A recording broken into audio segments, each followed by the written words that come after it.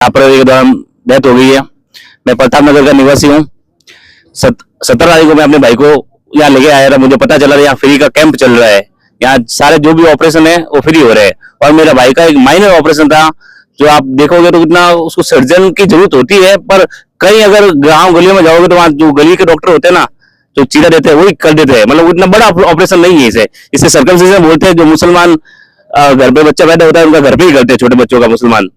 और ये मेरे भाई बड़ा होने की वजह से थोड़ा पेनिस में थोड़ी प्रॉब्लम होने लगी थी, तो इसको अभी करवाने की जरूरत पड़ी। ये बड़ा ऑपरेशन नहीं है, इसमें लोकल एनेस्थीसिया दिया जाता है और उसमें काम हो जाता है। पर इन्होंने भाई को ओटी में लेके गए, वहाँ स्पाइनल में इन्होंने हाई डोज का एनेस्थीसिया दिया, जिससे भाई उसी वक्त कोमा में चले गए और उन्हें वेंटिलेटर में लेना पड़ा।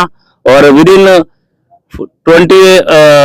36 या 48 आवर के अंदर तो मेरे भाई की डेथ हो गई। इन्होंने 18 को इन्होंने इमरजेंसी में लेके गए, ओटी में लेके गए, वहां से सीधा आईसीयू में लेके गए।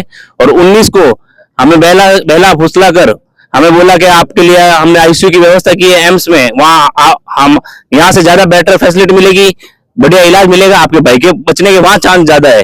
और हमें भी लगा हमारे भाई को बचाना जरूरी है। इन्होंने हमें काफी मतलब ऐसे बहला फुल्ला के बोला कि तुम्हारा वहाँ 10 सिर है, 20 सिर है, हमारे यहाँ 2 सिर है, ऐसी बातें की कि भाई वहाँ 10 सर्जन है, 4 एनेस्थीसिया है, 4 न्यूरो फिजिशियन है। तो हमें भी लगा चलो वहाँ इम्प्रूव हो जाएगा, क्या पता। हमें पता नहीं अंदर क्या स्थिति चल रही है भाई की, इतनी मतलब दब चुका है भाई, या मशीनों पर ही जिंदा है। हम कोई डॉक्टर तो है नहीं, तो हमें इतना पता चले। यहाँ से पूरा मामला जो है वो यहाँ खराब हो चुका था। और हमें उन्होंने नाम खुद पर नहीं आए, इसलिए एम्स की तरफ शिफ्ट किया। बात ये आप विश्वास नहीं करोगे, कल रात को 18 तारीख को मैं रात को 1-1:30 बजे एम्स गया। मुझे भी लगा कि यहाँ से मेरे भाई को लेके चले जाऊं। मैं अपने स्तर पर एम्स गया, वहां सारे डॉक्टरों को बोला ये कंडीशन है। तो उन डॉक्टरों ने पहले ये बोला कि जो ऑपरेशन है सर्कमसिजन, उसके लिए पहली बात तो स्पाइनल में देने की जरूरत नहीं थी, डॉक्टरों ने ये बोला। और उन्होंने मैंने रिक्वेस्ट की, मेरे एक दोस्तों से फोन लगाया, मैंने कहा यार कोई मंत्री से मेरे भाई के लिए बेड चाहिए। तो निराश हाथ लगी, सबने मना किया। फिर वापस आया तो इन्होंने बोला बेड मिलता भी नहीं है। और कल जब भाई दब गया 19 तारीख को, ये डॉक्टर कह रहे हैं कि हमने आपके लिए आईसीयू की व्यवस्था कर दी है, यहाँ से लेके जाओगे ना सीधा उस आईसीयू में एडमिट करवा के हम आएंगे, हमारे लड़के साथ चलेंगे, वो आपको एडमिट कराएंगे आईसीयू में सीधा। ऐसा कुछ नहीं हुआ। अच्छा, यहाँ से स्टाफ के चलने की बात की, लेकिन स्टाफ साथ नहीं चला, साथ चला, पर आईसीयू की कोई व्यवस्था नहीं थी। जैसे हम वहां पहुंचे गेट पे, आधा घंटा लगा स्टाफ को अंदर आईसीयू के अंदर ले जाओ, वहां इमरजेंसी में ले जाने में आधा घंटा लगा भाई। आधे घंटे तक नॉन एसी इनकी वो वैन थी, उसमें रहा। और जैसे अंदर गए, इनके जो सपोर्टिंग सिस्टम भी साथ लेके चले थे हाइड्रोजन वाले, जैसे वो सपोर्टिंग सिस्टम हटाए और एम्स के जैसे ऐड करने लगे ऑक्सीजन और बीपी वाला, भाई की उस समय हार्ट बंद हो गई थी। डॉक्टर ने मुझे बोला आपके भाई अब इस दुनिया में नहीं रहे। तो मतलब ये पूरा लापरवाही जो है जीत मेडिकल कॉलेज, जीत मेडिकल स्टाफ जो है या हॉस्पिटल है, उनकी तरफ से बढ़ती गई है। पूरी की पूरी इनकी गलती है। क्योंकि पहली बात तो मैं सुनील गर्ग सर के पास भी कल सुबह की बात है, मॉर्निंग में गया। सुनील गर्ग जो अपने न्यूरो सर्जन है, उनको रिपोर्टें दिखाई। सर आप विश्वास नहीं करो, डॉक्टर ने क्या बोला, इसके लिए स्पाइनल में देने की जरूरत नहीं थी, आप ये लोकल एनेस्थीसिया से हो जाता।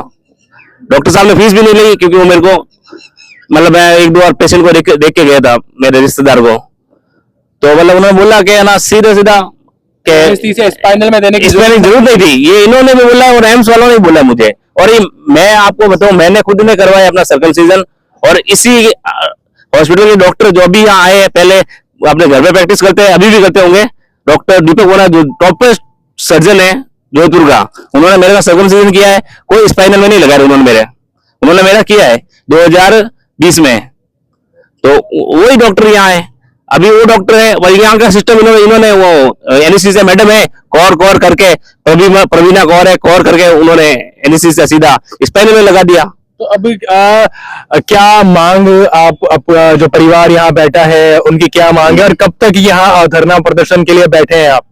जब तक हमारे भाई को न्याय नहीं मिल जाए, और मेरे जो उस भाई की जो 4-3 लड़कियां और एक भाई है, उनको लाइफ सरवाइव करने के लिए जो भी एजुकेशन और शादी के लिए बेनिफिशियल अमाउंट ना मिल जाए, वरना कल हम बहुत जन आंदोलन करने वाले हैं।